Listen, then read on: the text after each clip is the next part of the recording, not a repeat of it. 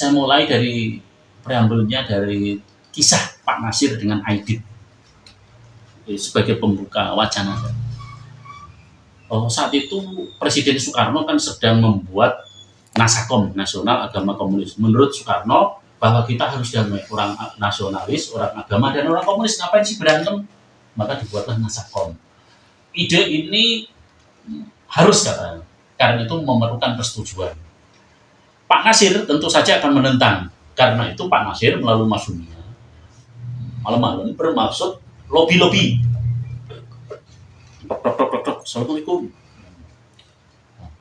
Assalamualaikum. Assalamualaikum. Nah, dalam kaidah fikih yang dipahami, kalau sudah 3 kali kan nggak boleh yang keempat. Ulama. Saat itu sebetulnya ada Aidit. Aidit belajar dari Pak Karno. Wah, kalau tok nggak mungkin. Saya lompat aja deh. Karena itu Aidit lompat. Dia lompat. Zaman kan pagar rumah dulu. Dia lompat. Tentu saja nggak tok-toknya nggak kedengeran ya. Begitu lompat langsung nyari Soekarno. Ketemu Soekarno. Sehingga Soekarno ketemu Aidit. Apa kata Aidit? Nasakom itu benar, keren.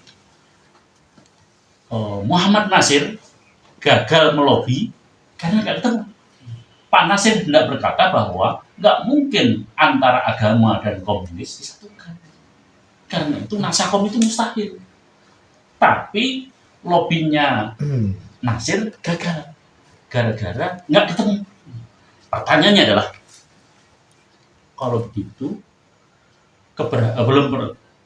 si Aidit berhasil, sehingga Pak Soekarno akhirnya memaksakan bahwa Nasakom harus.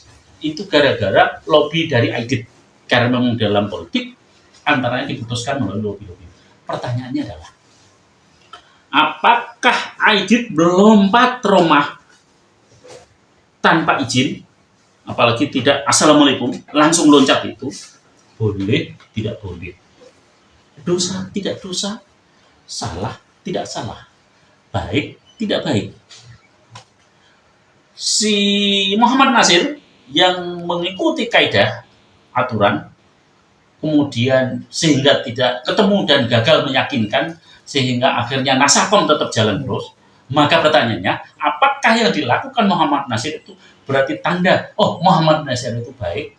Begitulah orang jadi politisi, begitulah jadi orang muslim. Baik, tidak baik, benar, tidak benar, salah, tidak salah. Apa alat ukur?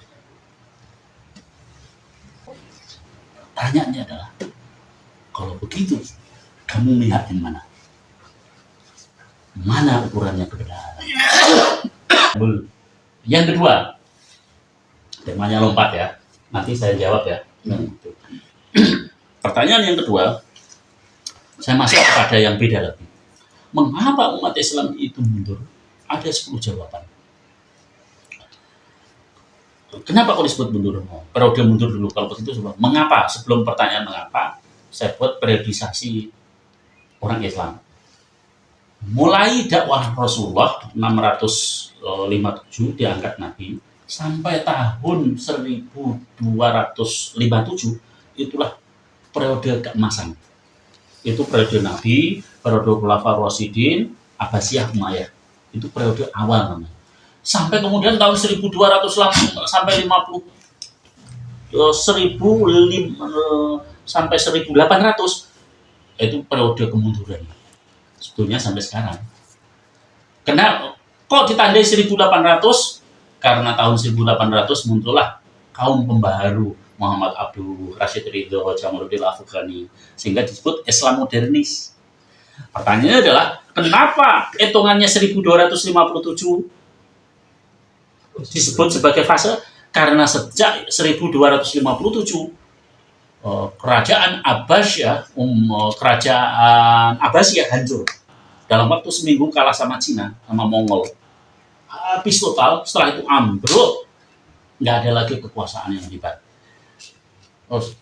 Menurut Muhammad Abduh yang hidup tahun 1800, berarti saya ngerti deh.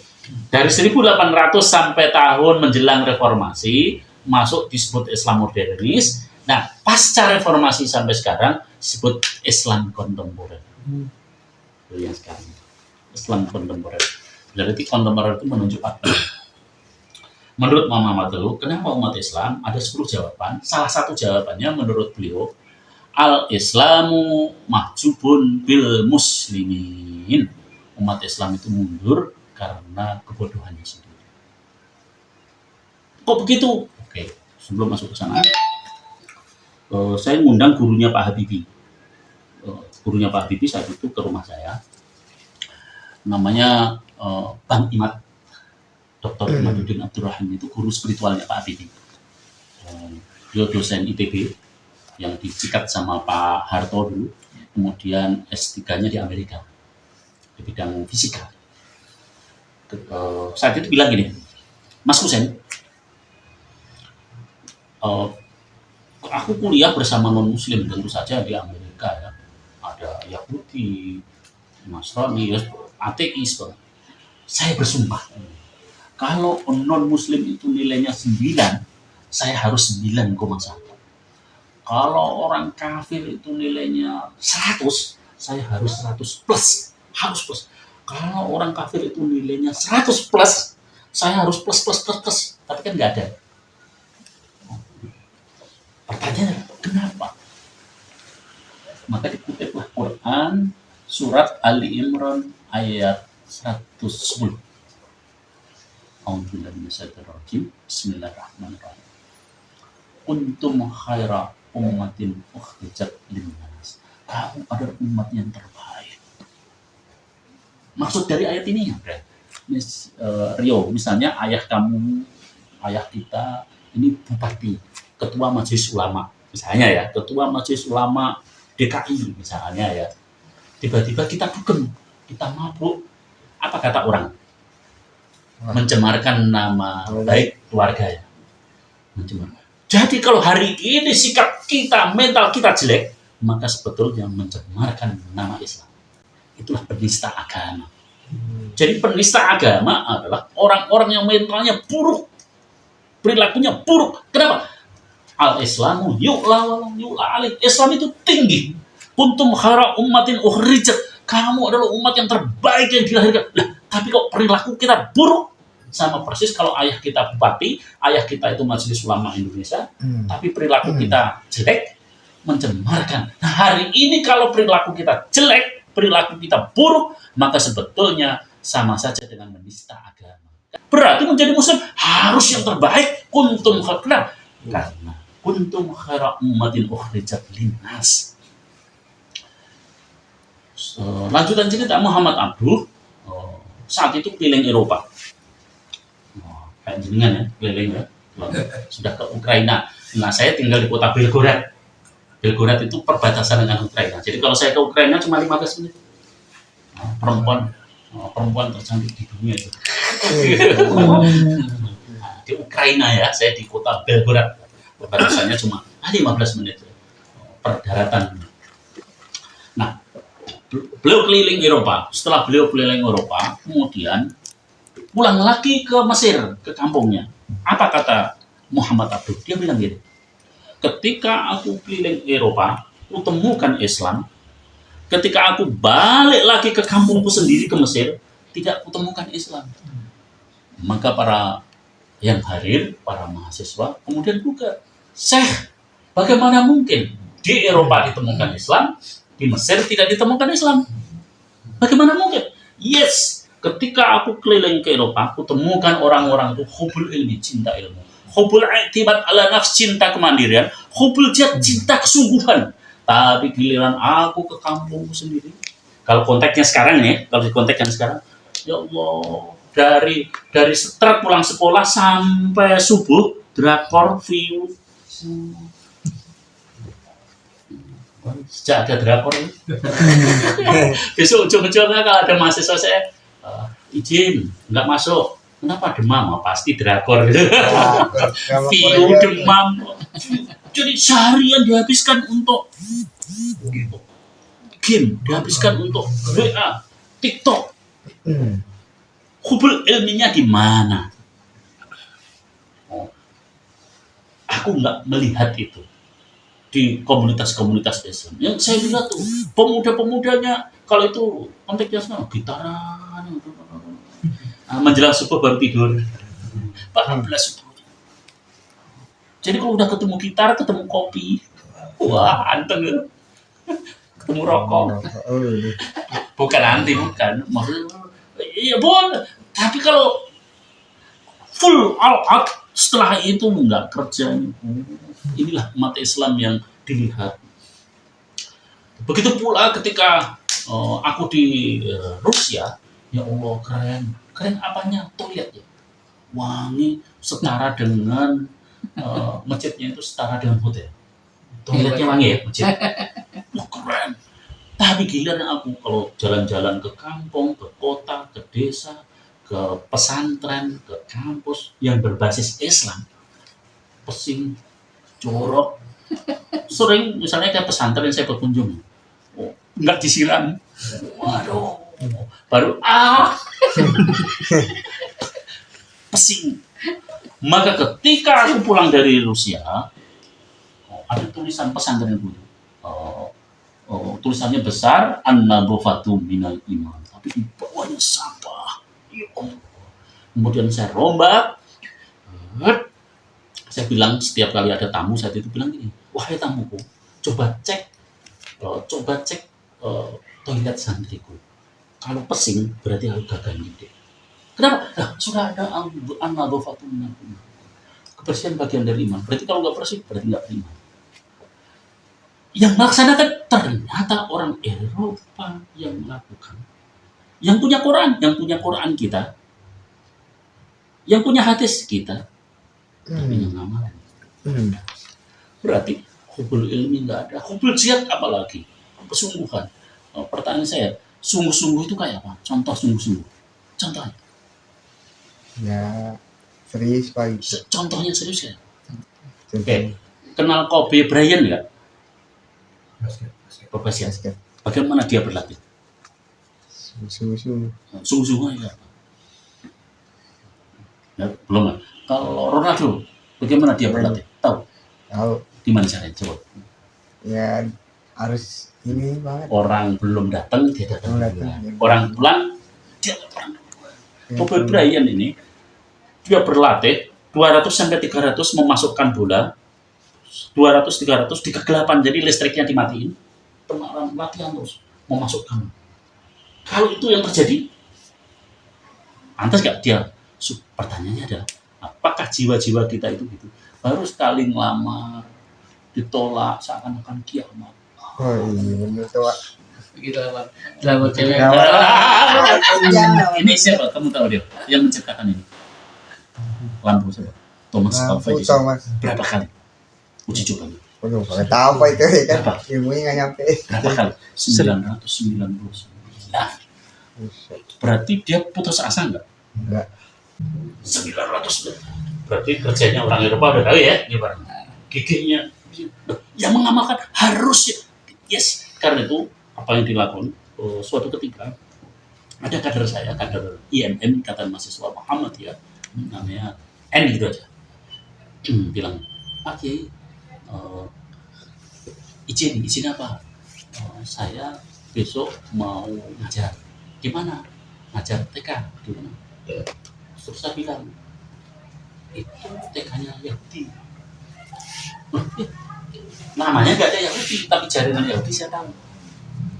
Jadi di sini banyak jaringan Yahudi, cuma banyak yang tahu. Gaji kamu berapa? Gaji saya 4 juta. Kalau TK berapa? Gajinya paling 200, 300 gitu ya. Ini gajinya 4 juta. Itu gaji pertama. Yes. Ambil. Besok 2 minggu setelah kamu jadi guru, laporan sama aku. Jadi kamu tetap harus bertahan. Saya ingin seperti apa sekolah Yahudi. Oke, berarti oke. Sekolahnya tidak saya sebut ya. Selesai, 2 minggu kemudian datang. Oke, silakan laporan. Oke, saya laporan. Apa laporan? TK-nya tentu saja keren. Sebulannya aja 1.500.000 per bulan SPP-nya. Tapi keren dong ya.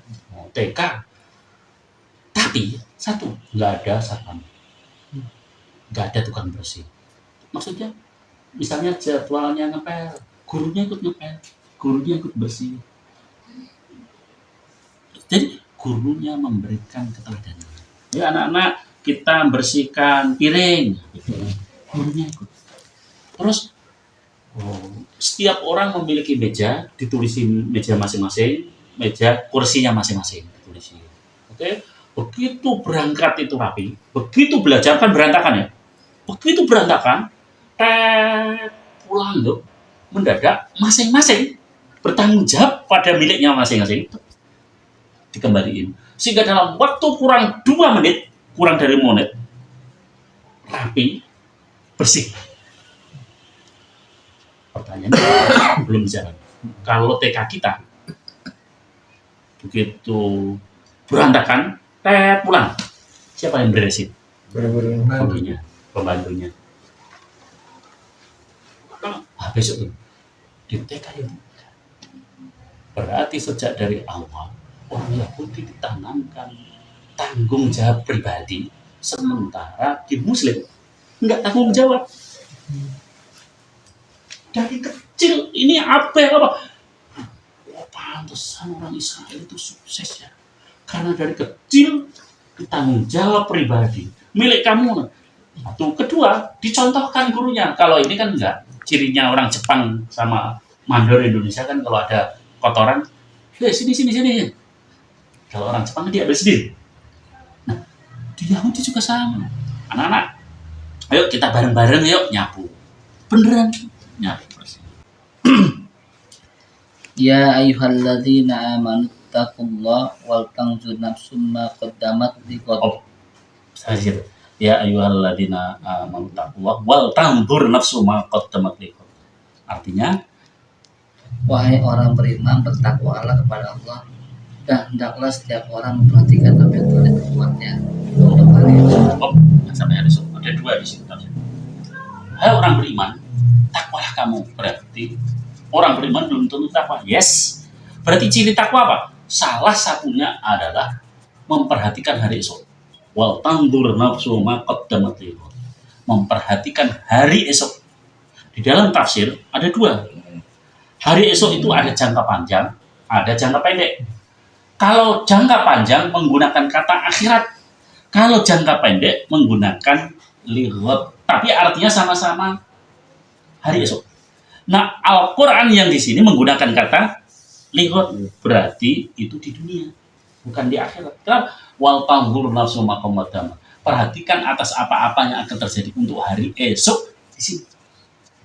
Pertanyaan saya adalah, bagaimana cara memperhatikan hari esok?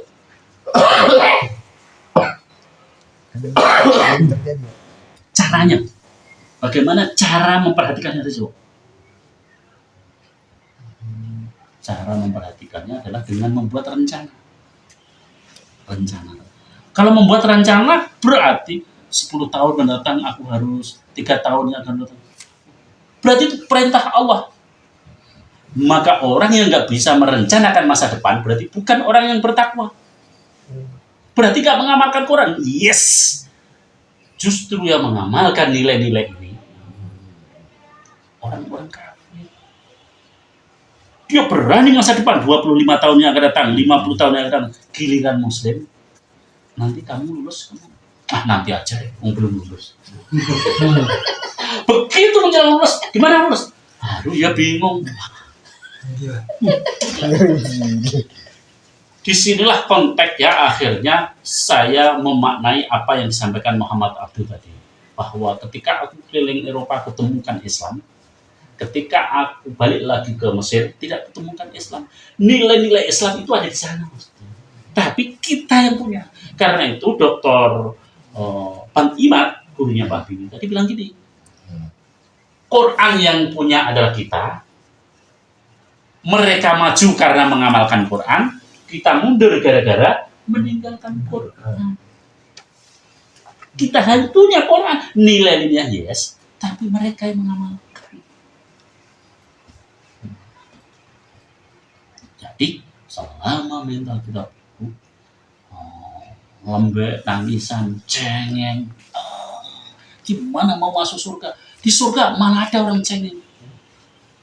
Surga istrinya terbaik, yes. Para pemberani pengecut gak ada. Nah, pengecut orang nggak berani nikah berarti pengecut.